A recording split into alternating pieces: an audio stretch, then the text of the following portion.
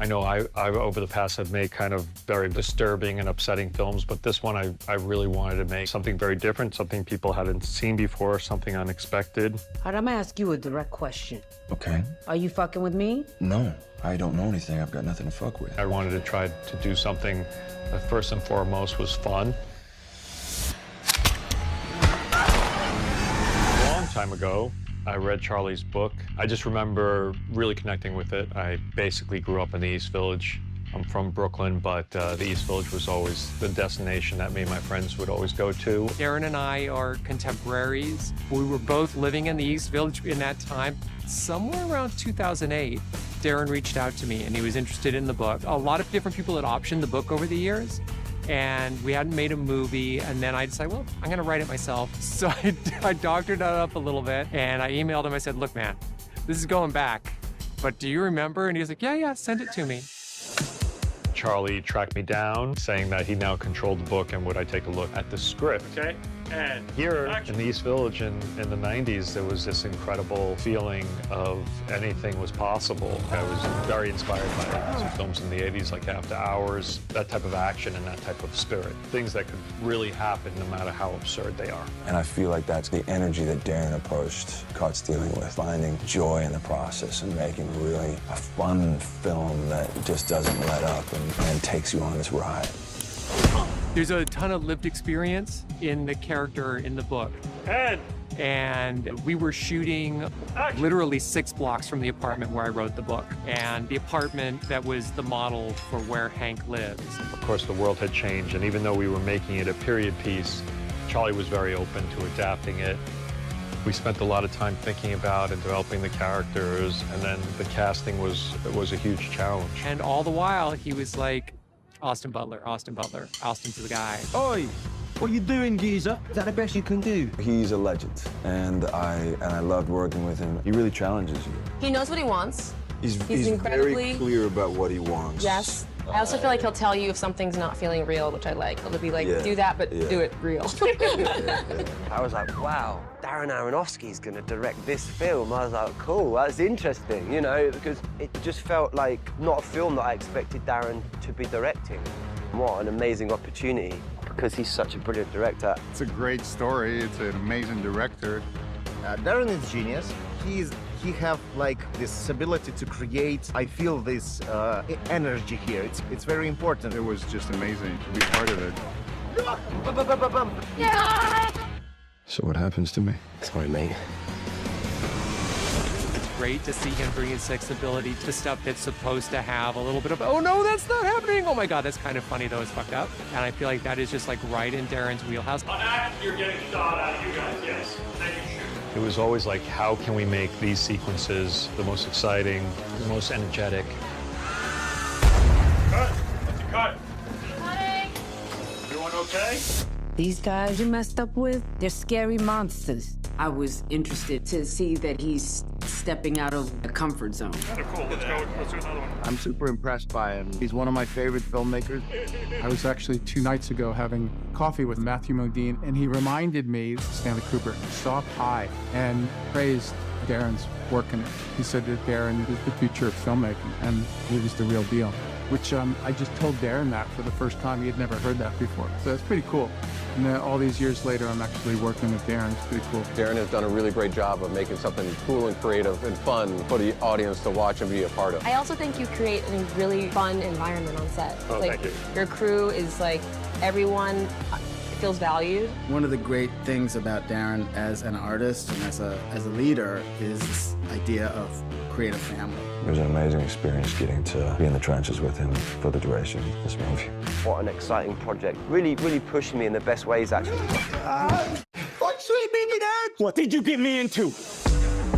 Times are tough right now, and I think one of the great things that movies always have done in the past is entertain. That was the challenge for me and all the people I've been working with for all these years is like, how can we do something that's really a good time? One of the things that I most adore about him is that he knows that world so deeply and intensely, and he wants it to be super authentic, but also colorful. He's very particular about everything. You know, he really wants it to be real. I don't suppose you're Jewish, are you? Eat, skinny boy. You know you're gonna upset her.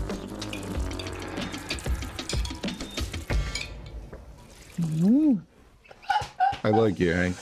I think his connection to subjectivity and putting you inside the feeling or the event, nobody does it like him. I need to know that you're a guy that can handle it. I can handle it. It has been absolutely amazing working with Darren.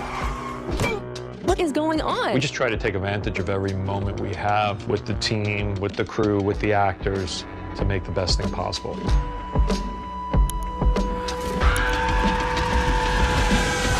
With Caught Stealing, it was just the greatest cast. Austin Butler, Zoe Kravitz, Nat Smith, Benito, Leah, Vincent, Nikita, and Yuri, and Regina King.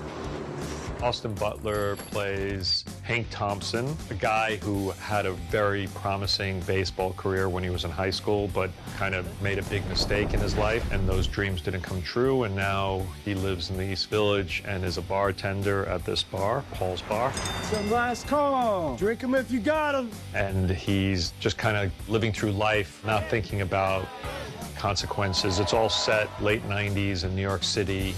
We got Zoe, who plays Yvonne, who's Hank's girlfriend. Let's go back to your place so you can take advantage of my poor judgment. I depend on your poor judgment. Yvonne is this strong woman who knows who she is and can hold her own. You run away from what you're afraid of, then it owns you. But she also is nurturing and warm. You gotta go? Yeah, it's almost one. That's how Zoe is as well. I mean, before I knew her very well, I just thought of her as like the cool girl. Zoe, we met, and we were very comfortable. We were just like old friends. Yeah, we vibed pretty quick. He has a kind of a punk rock neighbor, Russ. Oi! What the fuck are you doing, geezer? Is that the best you can do? His father dies, so he has to go back to England, and he leaves a key in a pretend cat poo. His neighbour, Hank, comes over and he thrusts the cat on him. And then Hank is embroiled in this tale of heist and sort of gangsters and madness and death and chaos. What's been interesting about Russ is when you read him, you think, oh, he's this tough, rather annoying punk or whatever. Wow, buddy. It's Mike. I found him to be quite thoughtful and sensitive, actually. You said your dad had a stroke. Yeah, he's fucking dead. Man, I'm sorry to hear that. Benito in the movie plays Colorado. La pistola. Either I get what I want or my pistol talk for me. We worked hard to kind of create a sort of character that was real to the neighborhood in the 90s. And Benito was very excited to do that, and he's got incredible charm. Really fun to work with him. Ay, mira. Este rol, que es la primera vez que estoy interpretando a una persona de raíces puertorriqueñas, ha sido una experiencia en la que me he sentido más identificado y puedo ser un poco más yo, traer lo que es la forma de hablar, la forma, la jerga. Hank, ¿verdad? A mí me puedes llamar Colorado. We got to talk about Liev Schreiber and Vincent D'Onofrio. They play these Orthodox Jewish men. We have to do a mitzvah, Hank. You know what a mitzvah is? Like a special favor. I found out pretty soon that him and Vincent had never worked together, but they always wanted to, and they always had a lot of respect. Bringing them together made for some fearsome characters for Hank to be up against. I like to think of them as kind of like Robin Hood type figures. They're doing bad things, but they seem to be doing them for noble reasons in their own worlds. Tomorrow we're gonna go shoot the big Shabbos scene with Carol Kane. Carol is playing our mom. Eat, skinny boy. She's very sweet. Those were incredibly fun days on set, actually, with the two of them, because they're powerhouse actors in their own right. Both of them have been acting for so long, experts in what they do. You ever fired a gun, Hank? No. Pulling the trigger, easiest thing in the world. Sad world. Broken world. And the other dynamic duo, we got to talk about Nikita and Yuri. They play these hardcore gangster dudes. It was hard to cast those roles. Who are you? Big boy. Mr. Baseball. I remembered when I had been in Moscow, I went to some theater there, and I saw this one piece, and it was starring Nikita. I was just blown away by him. Get out the way! So when I cast him, I immediately then thought of Yuri. There's two characters, Alexei and Pavel. They're Russian soldiers in the 80s in Afghanistan. Pavel is a crazy, mad guy, and Alexei is more calm. They're like, this is one character. Like, we're always kind of covering and supporting each each other. My character have problem with law, and Yuri said to him, "Hey man, come here, I will help you." I just started to see this fun-looking group together. Big poo. So funny. Unfortunately, you continue to get more and more beat I up. was so beaten up. It does take a lot of hits. Yeah. And exactly how would you describe his origin style of combat? Fight or flight? Sounds about right. All good, Paul? All good, Hank. All good. I sort of squealed when I knew that he was going to be in this film because I was very excited. After Hours is one of my favorite films. Really? So to have Griffin Dunn, who has inspired so many with that film, is incredible. Here, have a drink. Knowing Darren and Charlie Houston, I'm sure that was maybe a little nod, a slight homage to After Hours. No shit. Let me in. Here comes trouble. Regina, who plays Detective Roman. These guys you messed up with, they're scary monsters. I would say that she's not really like a bad guy, but she's made some bad choices with bad people. Backup has arrived. She justified some of the things that she's done. Get the key, and you're gonna bring it to us. If it was involving murder, they were bad people anyway. When I heard that Regina King was going to be in this movie, I just couldn't wait to work with her. She's such a powerhouse, incredibly talented, and has so much heart and soul, and brings levity to this detective. He's a biter. I wouldn't. She's really wonderful to work with, and I love her personally. I was a huge fan of everybody before. I mean, we were talking about After Hours, so Griffin Dunn being in this, It was super fun. Let's talk about Tonic, because Tonic was amazing and steals every scene. The casting was probably more difficult than actually working with Tonic. Bud, come on. But once we found Tonic, my life got a lot easier. Tonic's an absolute legend, mate. Comes on set, eats his treat, prances around, does his acting and goes home. It's not for you. Oh, you're hungry. I'll go get you some food. Oh my God! Oh, hey. Hi, Tonic. Oh my gosh. What a beautiful cat. I had such a joy with him. He's so well behaved. One can only hope to have a fraction of the presence, focus, and spontaneity as that little cat. You guys take care of him. Okay. Nothing bad's gonna happen.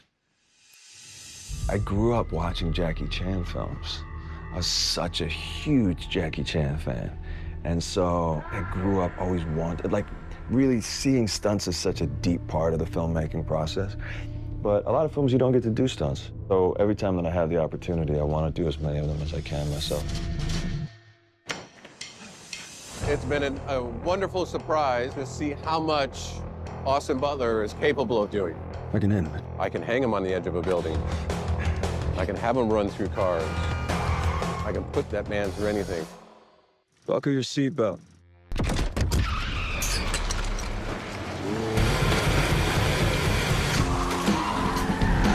I want to make something really grounded and really truthful because I think there's something more dangerous about that type of violence. Austin is clearly committed to the project and wanted to do it. Stick him up.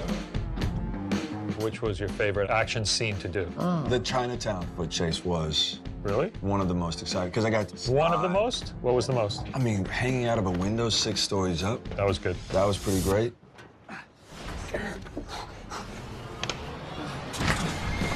The first behind the scenes I think I ever watched on a movie were Jackie Chan films, because they always used to show all the times where the stunt didn't go well, when he would jump out of a building and he wouldn't make it, or you know, that sort of thing. But he was doing it all for real, and we had an incredible stunt team that planned out a way that I was able to actually hang out of the window of the 6-story building, and it feels a lot more real. Oh, Austin is amazing. He's such a fucking hard worker. Every character he expects to do all their own action. So early on in the process, when you see a cast like this, everyone is such an amazing character actor that you have to develop a level of expectation of what they're capable of doing. Kind of cool. Let's do another one. Driving the car and seeing Vincent D'Onofrio almost shit his pants. Yeah. Logan! He's perfect for this character. He's doing an amazing job. When I was driving, Leo had a scream. He was actually terrified. I'm super impressed by Austin as an actor and as an athlete. Some of the stuff that he's doing is just extraordinary. Why are you running? And this is a real stunt. You completely did this. That's one of those moments that you don't get to do often, is just destroy things in public. And so to be able to like jump over something in a supermarket and knock a ton of boxes over. It was a lot of fun. That was very fun. And then you did slide under that. That's amazing. The way he incorporates the physicality of a baseball player into this action and the stunts of the film is really kind of ingenious and fun. Austin's just been amazing. Austin's borne the brunt of sort of taking risks. But I quite like being hit with the baseball bat. That was quite fun. And then my favourite bits have been driving the car. I got to just ride in the car, essentially, as we were actually doing the stunt. What no one sees is how we step through things very slowly and methodical. And I got to burn this little bad boy round, Flushing Meadows. We rehearse it. Once he feels comfortable, then we'll start changing the speed. We'll start getting camera involved. Your heart sort of skips a beat, but then it got really exciting. And then in the middle of it, me and Austin are like, fucking screaming at each other. Get out! No, it's going faster. Let's go faster. Go faster! Faster, Russ! What I found with working with Austin is not only is he willing to do it, but he's capable of doing it. No, I feel proud of that. It's the last call. Drink him if you got him. Action. New York City is an incredible city to shoot in. For Darren, New York, it's where he grew up. He is a New Yorker through and through. Really has New York in his bones.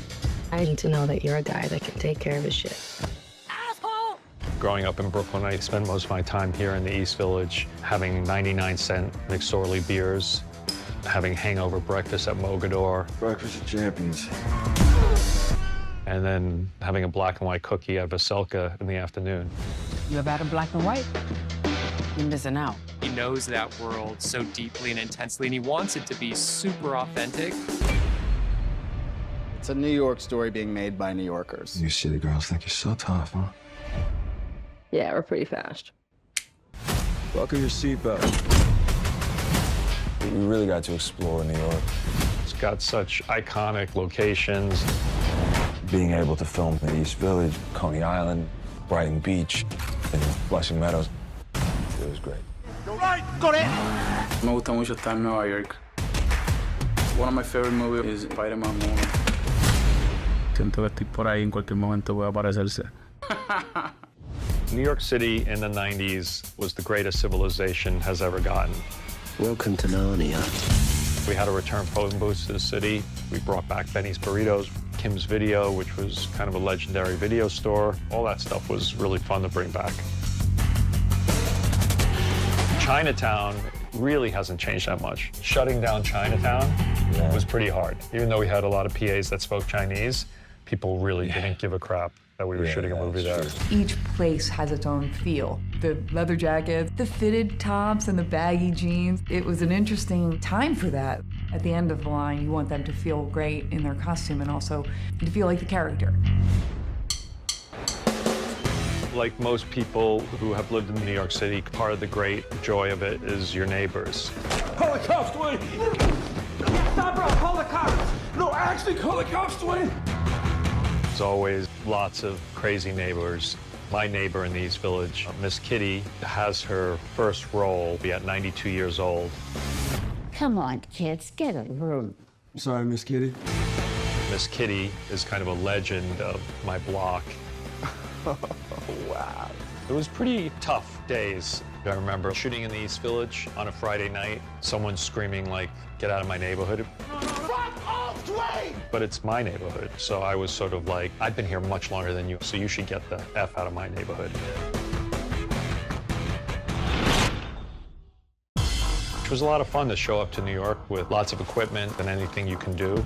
We just try to take advantage of every moment we have with Maddie Libatique on camera, with the crew, with Austin and Zoe and the greatest cast to make the best thing possible. It's a love letter to New York.